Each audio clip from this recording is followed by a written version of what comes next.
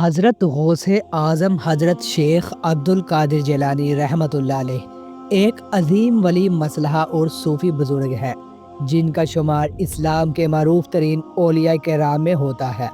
آپ 470 ہجری میں جیلان عراق میں پیدا ہوئے اور 561 ہجری میں بغداد میں وفات پائی۔ آپ کا کامل علم، تقوی، روحانیت اور اللہ کے ساتھ قربت نے آپ کو غوث اعظم کا لقب دیا۔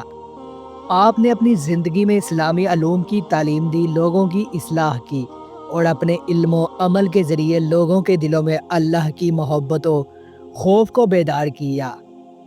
آپ رحمت اللہ علیہ کی زندگی میں کئی روحانی کرامات اور عجیب و غریب واقعات ہوئے، جن میں سے ایک مشہور واقعہ ایک جادوگر کے ساتھ پیش آیا۔ یہ واقعہ حضرت غوث اعظم کی روحانی عظمت اور اللہ کی مدد کو ظاہر کرتا ہے۔ ایک دن بغداد میں ایک جادوگر آیا جو اپنے جادو کے زور پر لوگوں کو خوف زدہ کرتا تھا۔ اس جادوگر نے کئی معجزات اور جادو کی مشقیں کی تھی اور خود کو بہت طاقتور سمجھتا تھا۔ اس کا دعویٰ تھا کہ اس کے جادو کے سامنے کسی کی طاقت نہیں چل سکتی۔ اس نے لوگوں کو باور کرایا تھا کہ وہ جادو کے ذریعے کسی بھی ولی یا بزرگ کا مقابلہ کر سکتا ہے۔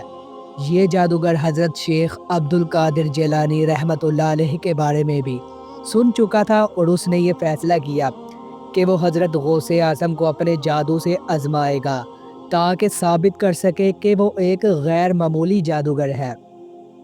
ایک دن یہ جادوگر حضرت غوث اعظم رحمۃ اللہ علیہ کے دربار میں آیا اور اس نے حضرت سے کہا کہ اگر تم واقعی اللہ کے ولی ہو تو میری جادوگری کا مقابلہ کر کے دکھاؤ، میں تمہیں اپنی جادو کی طاقت سے شکست دوں گا۔